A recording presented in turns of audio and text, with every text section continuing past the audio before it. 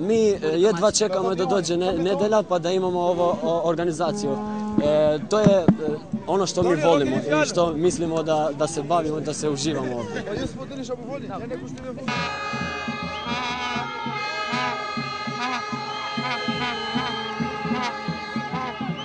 Pošto nemamo mi pare, na svaku utakmicu nam fali po 100 evra. Mi skupljamo od narod koji nemamo. Treba nam pomoć za svaku organizaciju.